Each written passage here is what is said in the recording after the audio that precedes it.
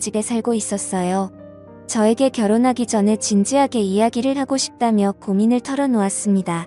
아버지께서 아주 몸이 안 좋으신 것은 아니지만 혼자 두고 따로 살기에는 자기가 너무 걱정이라며 말이죠. 효자로 소문난 남편이라 그런 점도 마음에 들었습니다. 그래서 걱정 말라고 결혼해도 시아버지 모시고 살겠다고 이야기를 했습니다. 그러자 남편은 정말 들듯이 기뻐했어요.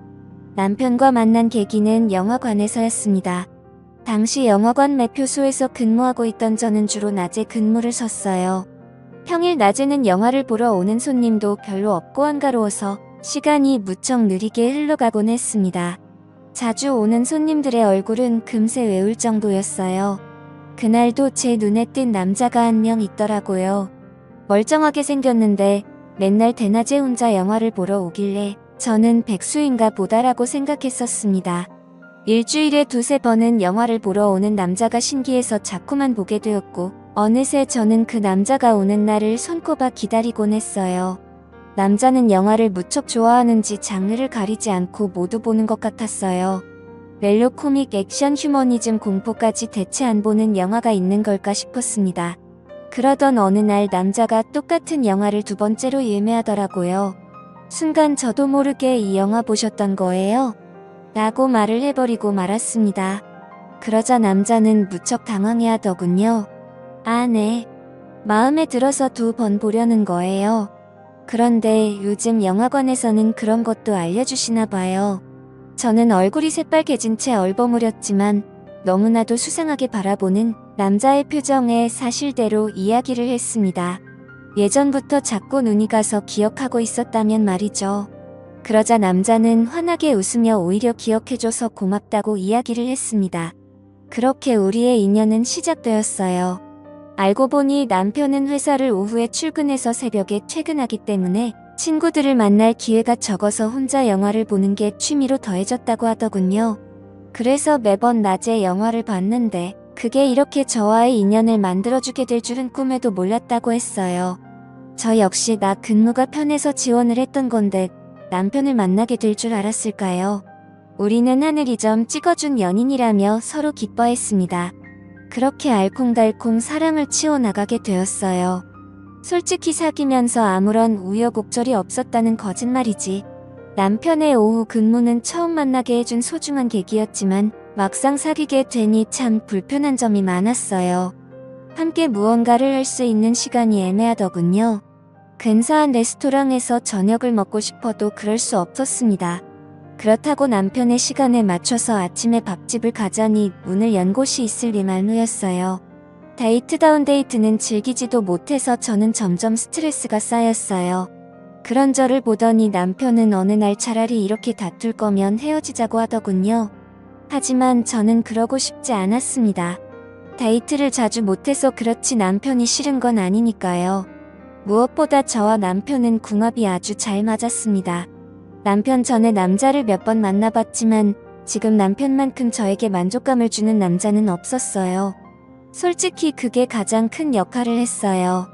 부끄럽지만 저는 돈을 많이 벌어다주는 남자보다 궁합이 잘 맞는 남자가 좋았으니까요.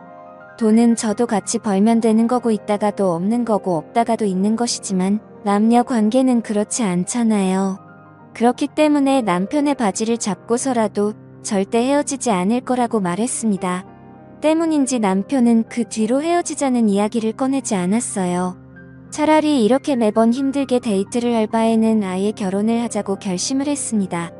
어차피 우리 둘 다 결혼 정년기에 다다른 나이였기에 그렇게 무리한 이야기는 아니었어요.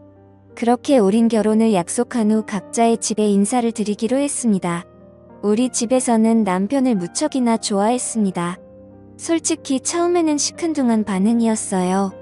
남편의 외모가 그리 뛰어난 편은 아니었거든요. 키도 작고 동글동글해서 흔히 볼 수 있는 동네 아저씨처럼 생긴 남자였으니까요. 그런데 우리 부모님의 마음을 쏙 빼놓게 된 것은 바로 남편의 능력이었습니다. 저는 처음에는 그렇게 남편의 회사에 월급이 넉넉할 줄은 몰랐어요. 맨날 후줄근한 티셔츠와 청바지만 주구장창 입고 다녔기 때문에 벌이가 그저 그런가 싶었습니다. 그런데 엄마 아빠는 남편을 만나는 날 명함에 써있는 회사 이름을 보더니 눈이 휘둥그려지더군요. 아마 어른들은 알만한 사람들은 다 아는 그런 기업인가 봐요. 솔직히 저는 세상 물정을 잘 모르는 그런 아이였어요. 영화관에서 아르바이트를 하게 된 것도 부모님이 한 번은 스스로 돈을 벌어봐야 한다고 했기에 마지 못해서 딱 3개월만 일을 했던 것이었죠. 어릴 적부터 부족함 없이 지내왔습니다. 아버지는 식당을 3개 정도 운영하시고 어머니는 보육학원을 운영하는 원장님이셨어요. 그래서 물질적으로 엄청 부자처럼 풍요롭지 않아도 나름 여유있게 지냈던 것 같아요. 학창 시절부터 하고 싶은 건 거의 다 하고 지냈거든요. 주변 친구들도 너네 집 잘 산다고 이야기하니 그냥 그렇구나라는 정도였어요. 마땅히 취직을 할 생각도 없어서 초등학교 때부터 꾸준히 하던 피아노로 이름 없는 대학교를 졸업했어요. 그래서인지 유달리 저는 멍하고 순진하다는 이야기를 많이 들었던 것 같아요. 금전적인 감각이 별로 없는 것도 어릴 적의 영향인 것 같았습니다. 어쨌든 그런 쪽으로 부모님이 저보다 훨씬 밝으시니 남편의 직장을 보고서 무척이나 기뻐하셨어요. 그래서 바로 결혼에 대해서 긍정적으로 허락해 주신 것 같았습니다. 이후 저는 신랑네 집에 인사를 하게 되었어요. 맨 처음에 말씀드린 것처럼 남편은 시아버지를 모시고 살고 있었어요. 어머니께서 돌아가신 때는 남편이 초등학생이었다고 하더라고요. 어머니가 집에 다녀왔는데 어머니께서 우울증으로 인해 잘못된 것을 남편이 발견했다고 합니다. 전 그 말을 듣자마자 저는 남편을 와락 안아주었어요. 어릴 적 얼마나 놀라고 상처를 받았을까 싶더라고요. 왜 어머니께서 그런 선택을 하셨는지 조심스럽게 물어봤는데 남편은 자세히 모르겠다고 하더군요.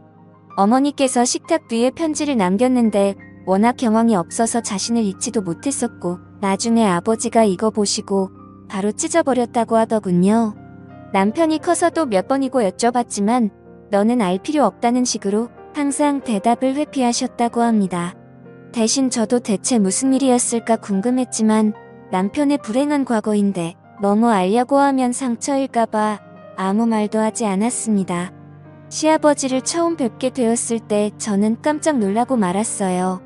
솔직히 우리 남편은 키도 작고 통통해서 정말 평범하게 생겼거든요.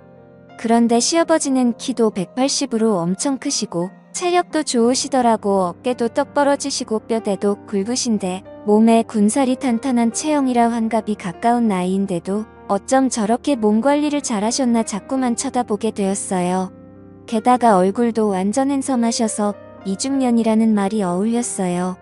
그저 흰 셔츠에 청바지만 대충 입고 다니는 남편과 달리 깔끔한 정장에 구두를 신고 멋진 중절모까지 걸치신 모습에 저는 넋을 잃고 쳐다보았습니다. 그런 제 모습에 남편은 멋쩍어 하더군요.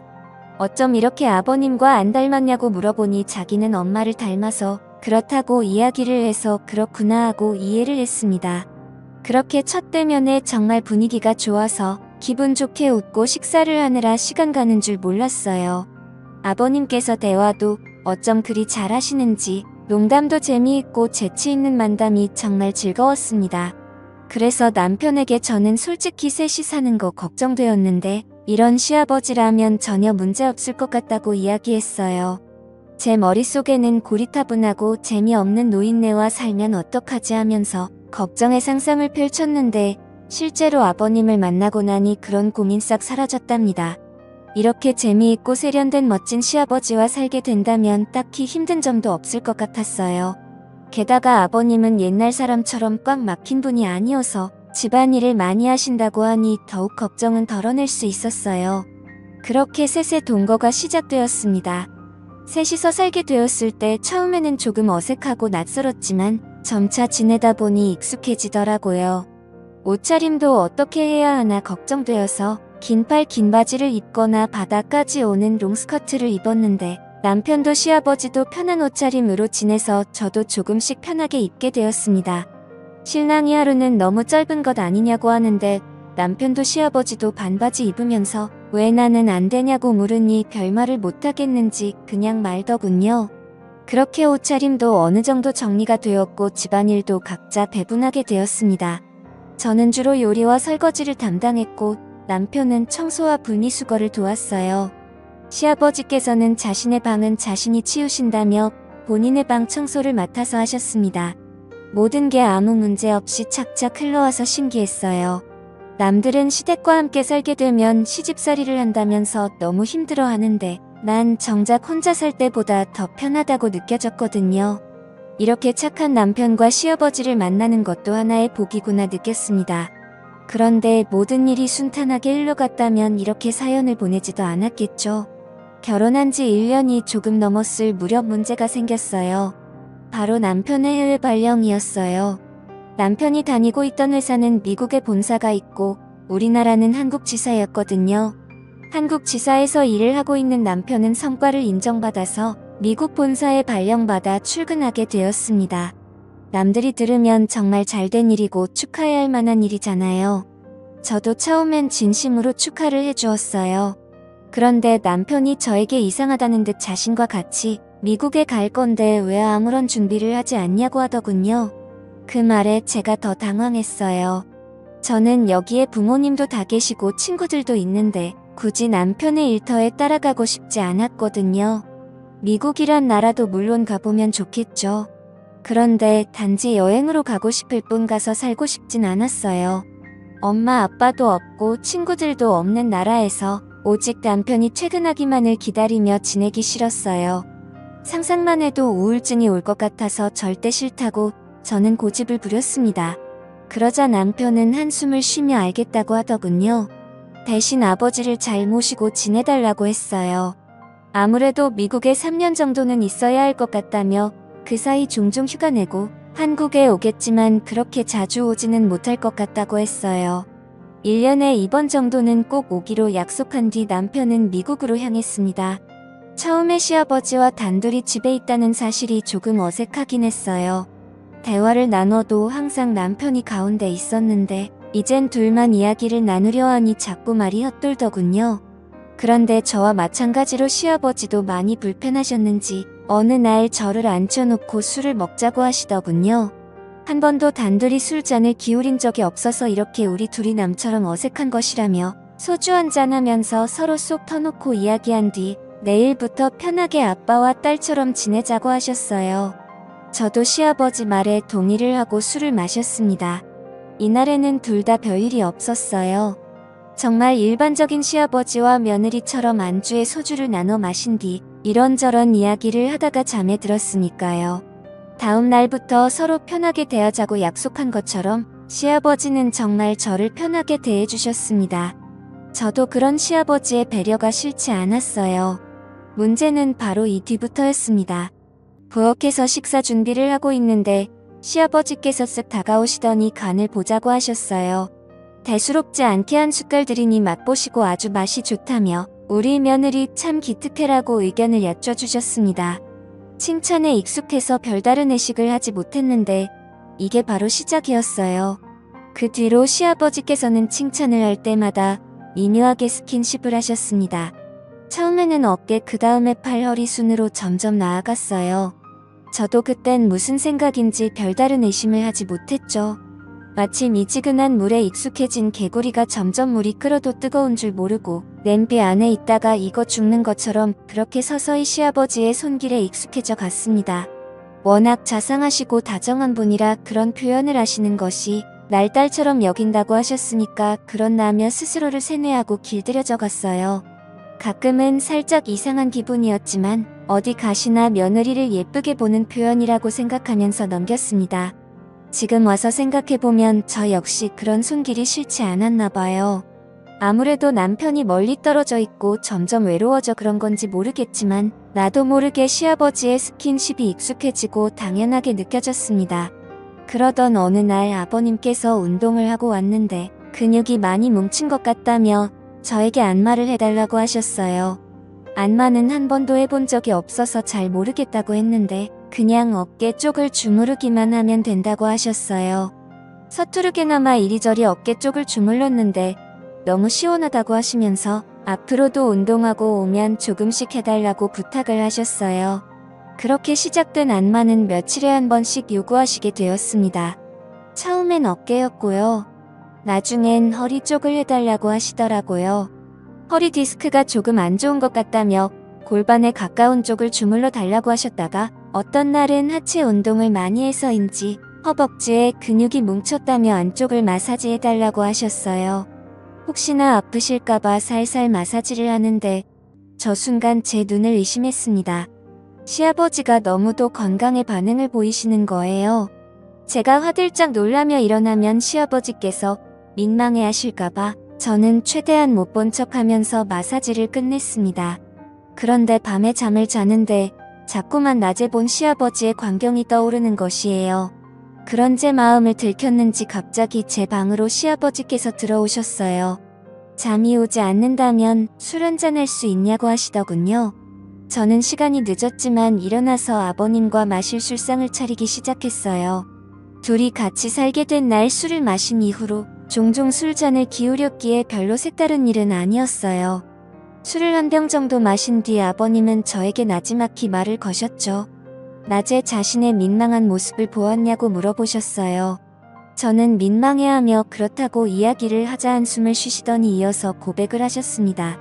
이러면 안 되는데 자꾸만 마음이 간다고 말이죠. 오래전에 집사람을 잃은 뒤 여자와는 담쌓고 살았다며 그런 자신의 눈앞에 젊은 여자가 왔다 갔다 하니 마음이 흔들린다고 하셨어요. 며느리라서 그러면 안 되는데 자신의 이상형인 여자였어서 마음을 품게 되었다며 제게 다가오더라고요. 그런 시아버지를 밀쳐내려다 한편으로 홀로 계셨던 외로움을 생각하니 불쌍한 마음도 들어서 어깨를 다독여드렸습니다. 그런데 그게 바로 승낙의 표시인 줄 아셨나봐요. 그렇게 술에 취한 채로 실수를 저지르고 말았습니다. 솔직하게 말하자면 그렇게 싫진 않았어요. 완강하게 거절하지 않았으니까요. 그런데 막상 일을 저지르고 나니 점점 두려워졌습니다. 그러자 시아버지는 시어머니께서 안 좋은 선택을 하게 된 비밀을 나지막히 말씀해 주셨어요. 실은 현철이가 내 자식이 아니다. 현철이 애미가 그런 선택을 하게 된 것은 나에게 현철이가 친자식이 아니라는 걸 들켜서였어. 현철이는 현철이 애미가 바람을 피워서 낳은 자식이고 자신과는 피 한 방울 섞이지 않았다. 그런데 현철이에게 말하면 상처가 될까봐 여태 말하지 않아서 모르고 있었고 며느리 네가 하도 불안해하니 이야기를 해주는 거다. 현철이와 난 피 한 방울 안 섞였으니 어떻게 보면 우리가 그렇게 부적절한 선택을 한 것이 아니야. 그러니 너무 죄책감 갖지 않아도 된다라고 말하더군요. 그 이야기를 듣자 찰린을 거슬렀다는 죄책감은 조금은 덜 수 있었습니다. 그러나 법적으로는 정말 말도 안 되는 짓인 거죠. 문제는 이날이 끝이 아니라는 겁니다. 저와 시아버지는 이 뒤로 정말 부부인 양 자연스럽게 지내고 있는 것입니다. 아무래도 단둘이 살다 보니 더욱 그런 것 같았어요. 남편이 한국에 들어오게 될 때만 조심하면 문제가 없는 것이었죠. 얼마 전 신랑이 한국에 들어왔을 때 남편과 시간을 보내는데 오히려 그 순간 시아버지에게 미안한 마음이 들었죠. 남들이 손가락질할 것이라는 걸 잘 압니다. 그래서 지금까지 말도 못하고 숨겨왔어요. 그런데 이제 와서 말하게 되는 이유가 무엇인지 궁금하실 것 같네요. 남편이 일주일간 한국에서 휴가를 보낸 후 미국으로 돌아갔어요. 그러고 나서 2주 뒤 제 몸이 이상해서 임신 테스트기를 사용해 보았어요. 혹시나가 역시나라고 정말 임신이었습니다.